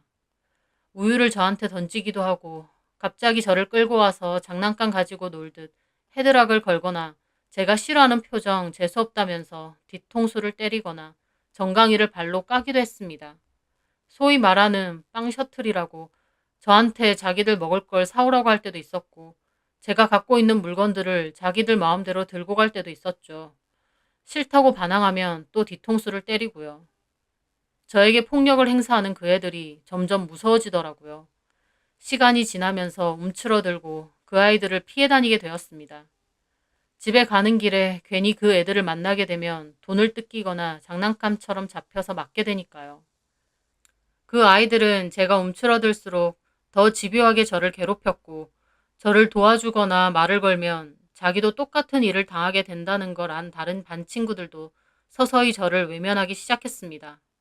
그러면서 저는 학교 폭력에 이어 따돌림까지 당하게 된 것이었어요. 늘 친구들이 많고 활발했던 제가 한순간 반에서 제일 조용하고 어둡고 구석에서 몸을 웅크리는, 누가 시비를 걸까봐 늘 어깨를 웅크리고 도망치듯 다니는, 어느새 저는 학교 폭력의 피해자가 되어 있었습니다. 하지만 그때까지도 그걸 받아들이지 못했어요. 왕따니 학교 폭력이니 다 나와는 먼 세상 이야기인 줄 알았으니까요. 좀만 지나면 안 저러겠지. 내가 고분고분하게 굴면 그만하겠지. 그런 생각을 하며 마치 도살장을 끌려가듯 학교를 갔습니다. 그러면서 점차 자책하게 되더라고요. 내가 명진이에게 왜 그런 말을 했을까? 아니, 왜 명진이와 친해졌을까? 아니, 왜 애초에 이 학교로 왔을까? 하며 끝도 없는 이유를 저에게서 찾았습니다. 하지만 나중에 돌이켜보니 이유는 없더군요. 그저 심심했던 그 애들에게 동갑이면서 훈계나 해대며 잘난 척하는 제가 안 이꾸었고 재미있는 놀잇감이자 장난감으로 선택된 것뿐이었습니다. 그렇게 저는 저희 학교의 공식 왕따이자 그 애들의 샌드백이 되었습니다. 저희 부모님은 모르셨냐고요? 초반엔 제가 나름 철저하게 숨겼습니다. 집에서 티도 내지 않았어요. 방문을 닫고 숨죽여 운 적은 있지만 최소한 부모님 앞에서는 티를 안 내려고 노력했습니다. 애초에 부모님은 맞벌이로 일하시고 저도 학원이니 독서실이니 등등 이유로 집에 잘 있지도 않았고요. 친구들보다 선생님보다 더 알리기 싫었던 존재가 바로 부모님이었거든요. 하지만 언제까지 속일 수는 없었겠죠. 결국 저는 엄마에게 걸렸습니다. 학원에 갔지만 심란해서 공부가 손에 잡히지 않은 저는 대충 있다가 좀 일찍 집에 돌아왔습니다. 그런데 엄마가 소파에 가만히 앉아 계시면서 저한테 얘기 좀 하자고 하시더군요. 그러면서 엄마가 성수 엄마한테 들었는데 너 요새 친구들이 괴롭히니? 물으시더라고요. 저희 학교에 같이 다니는 친구 하나가 자기 엄마한테 제 이야기를 했는데 그 엄마분이 저희 엄마랑 종종 연락을 하는 사이거든요. 그분께 이 일을 들은 엄마는 놀라서 집에 오셔서 저를 기다리셨더라고요. 저는 그런 거 아니라고 잡아댔지만 결국 엄마가 집요하게 물어보시면서 학교에 직접 물어보겠다고 하셔서 사실대로 말할 수밖에 없었습니다. 엄마는 당연히 눈물까지 흘릴 정도로 속상해 하셨어요. 엄마가 당장이라도 학교 찾아가서 담임 선생님도 만나고 그 부모들 다 만날 거라고, 학교 폭력위원회도 열 거라고 하셨는데 저는 제발 그런 거 하지 말라고 무릎까지 꿇고 빌었습니다. 엄마가 그렇게 하시는 것도 당연하고 해야 될 일인데도 그때의 저는 그런 것들이 죽기보다 싫었어요. 엄마가 그렇게 하면 그 애들은 더 집요하게 그리고 교묘하게 저를 괴롭힐 것 같았거든요. 저는 엄마에게 제발 아무것도 하지 말아달라고 했습니다. 하지만 그렇게 엄마가 아시고 나자 저는 더 이상 아무렇지 않은 척 연기하고 싶지 않았어요. 그래서 등교를 거부하고 그냥 방에 처박혀 있었습니다.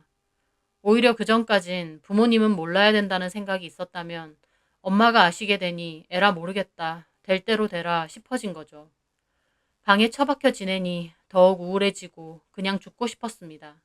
공부도 당연히 하기 싫고 그 애들을 죽이고 나도 죽고 싶은 심정이었어요.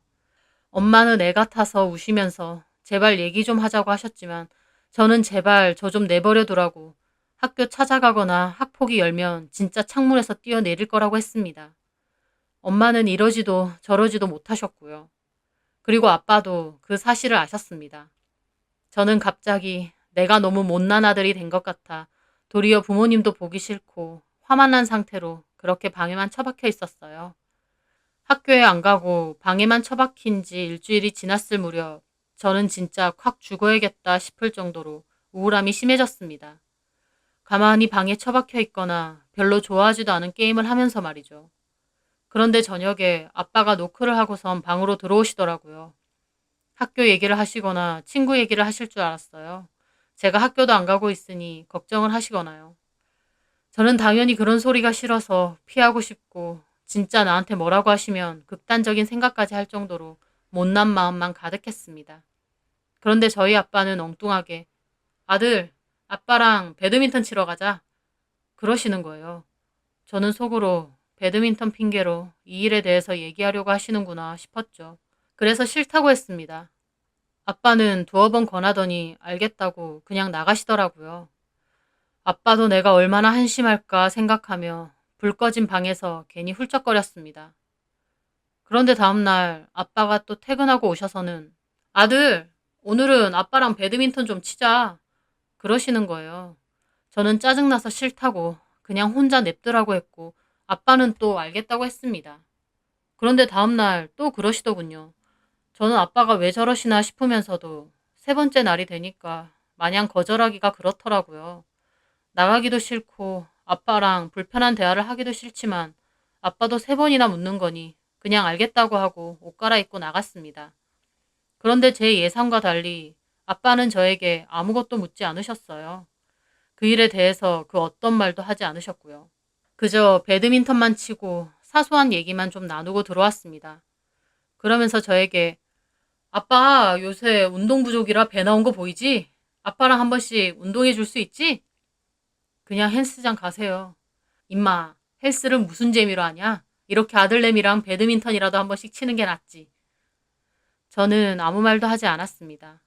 그런데 그 다음날도 아버지는 배드민턴을 치자고 하시더군요. 그냥 날 좀 냅뒀으면 할 때도 있지만 어쩔 수 없이 따라 나설 때도 있었습니다. 그런데 아빠는 그럴 때마다 이 일에 대해서 또 제가 학교를 가지 않는 것에 대해서 한마디도 하지 않으셨어요. 그저 아무 일 없다는 듯 정말 운동만 하셨는데 저는 그게 처음엔 의아했지만 나중에는 조금씩 편해졌습니다. 방에만 내내 처박혀 있으면 당연히 우울하고 극단적인 생각만 들 수밖에 없는데 그렇게 저녁에 아버지와 잠시라도 운동을 하고 땀이라도 빼니 훨씬 개운하고 기분도 낫더라고요. 그렇게 아버지와 운동을 한 지 3주가 다 되어갈 즈음이었습니다. 그때쯤엔 저도 아버지와 운동을 하는 게 익숙해지기도 하고 또 초반에 학교를 안 갈 땐 학업도 그렇고 생기부도 그렇고 내 인생이 꼭 끝난 것 마냥 우울 그 자체였는데 시간이 점차 지나면서 좀 더 내 상황에 대해서 객관적으로 볼 수 있게 되더라고요. 아마 계속 방에만 처박혀 있었으면 안 좋은 쪽으로만 생각할 수도 있는데 그래도 아버지가 저녁마다 운동을 가자며 데리고 나오니 생각이 리프레시가 좀 되는 느낌이었습니다. 그날은 바람이 좀 많이 불어서 배드민턴은 안 치고 산책을 할 때였습니다. 집 근처 공원을 돌고 집으로 돌아오다가 제가 용기를 내 말씀드렸어요. 아빠, 응? 저 전학시켜주세요. 이 동네 말고 좀 떨어진 곳이요. 저는 제 말을 아빠가 어떻게 받아들이실까 왠지 가슴이 콩닥거렸습니다. 사내 자식이 결국 도망가는 거냐고 하실 것 같기도 했고요. 그런데요. 저희 아버지는 제 말을 듣고 고개를 끄덕이시더라고요. 알겠다. 엄마랑 알아보고 최대한 빨리 전학 갈 수 있게 해주마. 혹시 또 필요한 거 있냐? 아빠는 아무것도 아닌 것처럼 무덤덤하게 알겠다고 하셨어요. 저는 없다고 했고 아빠는 고개를 끄덕이셨어요. 그리고 그 어떤 추가적인 말도 하지 않고 집으로 돌아왔습니다. 저는 사실 그게 눈물나게 감사하더군요. 사실 학교 폭력과 따돌림에 대해 단 한마디도 하고 싶지 않았거든요. 그런데 아버지는 그런 제 마음을 아는지 아무것도 묻지도 추궁하시지도 않았어요. 그저 제가 원하는 대로 해주겠다고만 하셨습니다. 그 후 저희 부모님은 조금 떨어진 동네에 있는 고등학교로 전학 수속을 해주셨고 저는 걸어서 10분 거리의 고등학교에서 버스를 타고 30분을 가야 하는 거리의 고등학교로 옮겼습니다.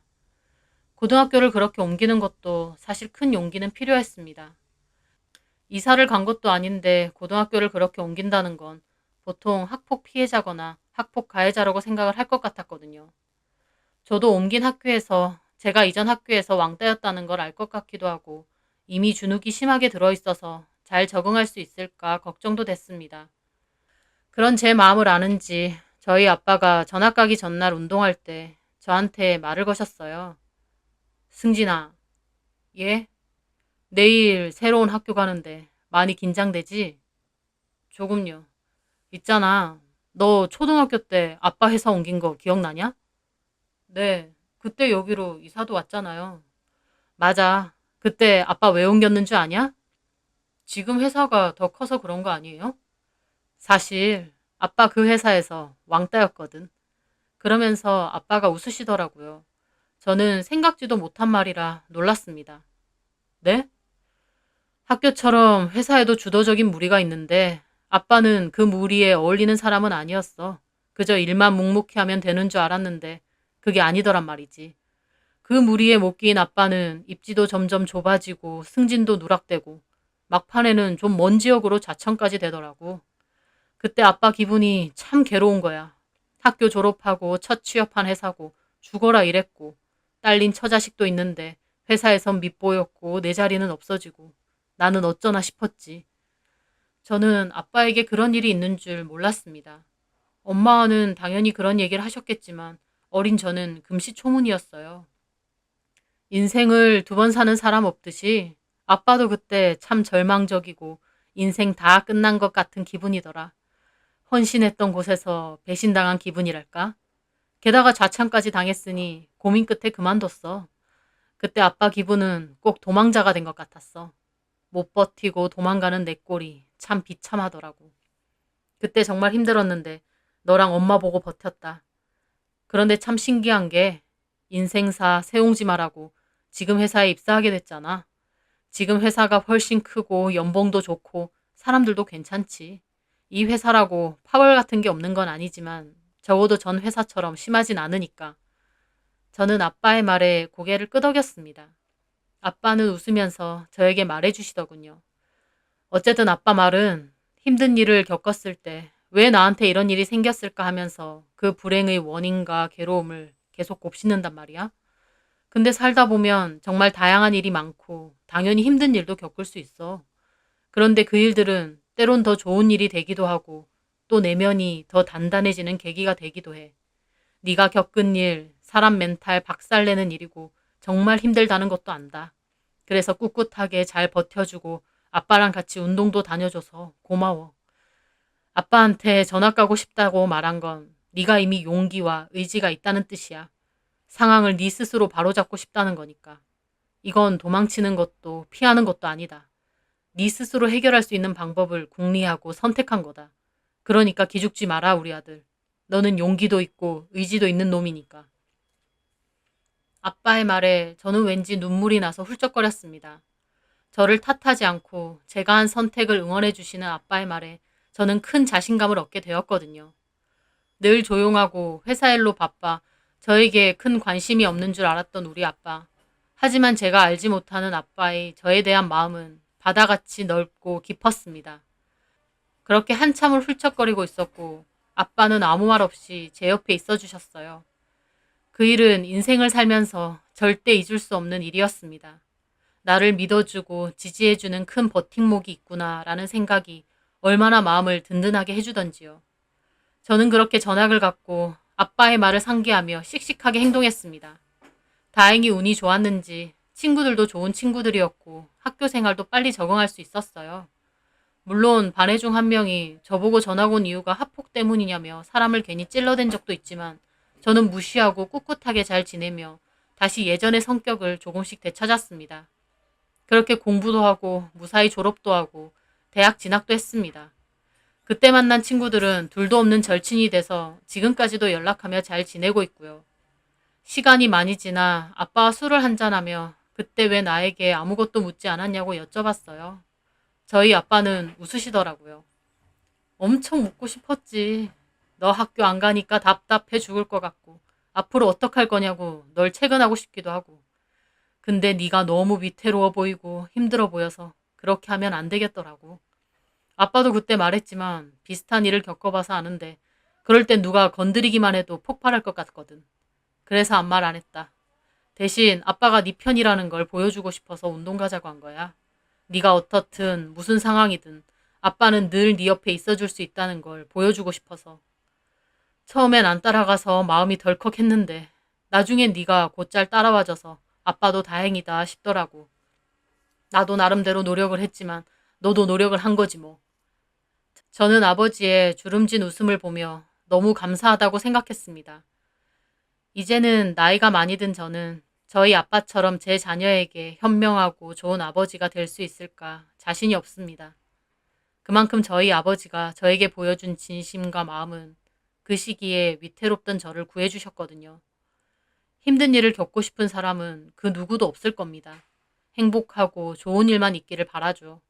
하지만 크든 작든 힘든 일을 겪지 않은 사람은 없죠. 그럴 때 나를 전적으로 지지해주는 사람이 있다면 버텨낼 수 있는 힘이 되는구나. 온몸으로 느낀 일이었습니다. 저도 제가 사랑하는 사람들과 가족에겐 그런 지지와 애정을 줄 수 있는 성숙한 사람이 되고 싶고요. 사연을 들으시는 분들 중 힘든 일을 겪고 계신 분이 있다면요. 분명히 앞으로 좋은 일이 기다리고 있을 겁니다. 동이 트기 전 새벽이 가장 어둡다는 말이 있듯 좋은 일이 있기 전에는 꼭 힘든 일과 시련도 함께 있으니까요. 제 사연 들어주셔서 감사합니다.